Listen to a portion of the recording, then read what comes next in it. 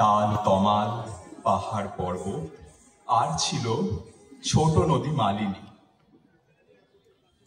এবং সেই মালিনীর ধারে শকুন্তলা একটু একটু করে বড় হয়ে উঠতে লাগলো ঋষি কর্ণমুনির আশ্রমে।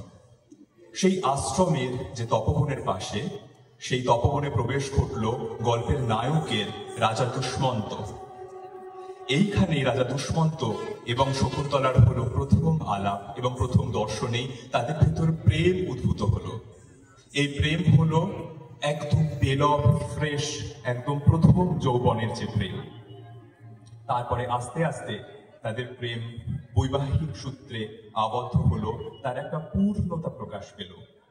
এক সময় দুষ্মন্তকে সেই তপবন ত্যাগ করে চলে যেতে হলো, এবং তার নিশানা স্বরূপ, তার প্রেমের নিশানা স্বরূপ রেখে দিয়ে যেতে হলো তার আংটিকে শকুন্তলার কাছে। এইবারে এলো প্রেমে বিচ্ছেদের পর্ব, যাকে আমরা বলি লং ডিস্টেন্স রিলেশন। এরপরে আস্তে আস্তে শকুন্তলার দিন কাটতে লাগলো, মাস কাটতে লাগলো, বছর কাটতে লাগলো, দুষ্মন্ত এলো না। শকুন্তলা কাঁদতে কাঁদতে বিভোর হয়ে সবসময় তন্ময় হতে থাকতে লাগলো দুষ্মন্ত রাজার স্মৃতিতে। এই সময় গল্পে প্রবেশ হলো মহাঋষি দুর্বাসা। দুর্বাসা তৃষ্ণার্ত হয়ে শকুন্তলার কাছে জল চাইলেন, কিন্তু শকুন্তলা এতটাই অন্যমনস্ক হয়েছিল যে সেই জল প্রার্থনার যে আকুতি, সেটা কোনোভাবে তার নজরেই এলো না, অগোচরেই রয়ে গেল। দুর্বাসা মুনি প্রচন্ড রেগে গিয়ে তাকে অভিসম্পাত করলেন যে যার স্মৃতিতে তুমি এতটা বিভোর হয়ে রয়েছ, তার স্মৃতি থেকেই তোমাকে সম্পূর্ণভাবে লুপ্ত করে দেব। এইভাবে দিন মাস কাটতে কাটতে যখন শকুন্তলা একাকী বিরোহিনী বসে রয়েছে তপবনে, সে বুঝতে পারল সে অন্তঃসত্ত্বা, তিনি সন্তান সম্ভবা।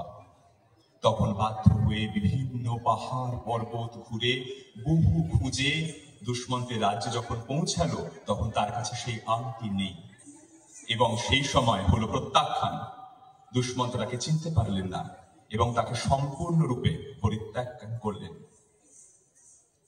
সেই সময় দুঃখে কষ্টে প্রেমের একটি অন্য অংশ শকুন্তলা এক্সপ্লোর করলেন, এবং আস্তে আস্তে তার আরো কিছুদিন পরে তার সন্তান হলো। এবং ততদিনে দুষ্মন্ত তার আংটিটি খুঁজে পেয়েছেন এবং বিরহে কাতর হয়ে উঠেছেন কবে দেখা হবে শকুন্তলার সঙ্গে, এবং তারপরে দেখা হয়, সেইবার হলো পুনর্মিলন। এই সম্পূর্ণ প্রেমের বিভিন্ন অংশ নিয়ে শুরু হচ্ছে আমাদের এখনকার নিবেদন শকুন্তলা।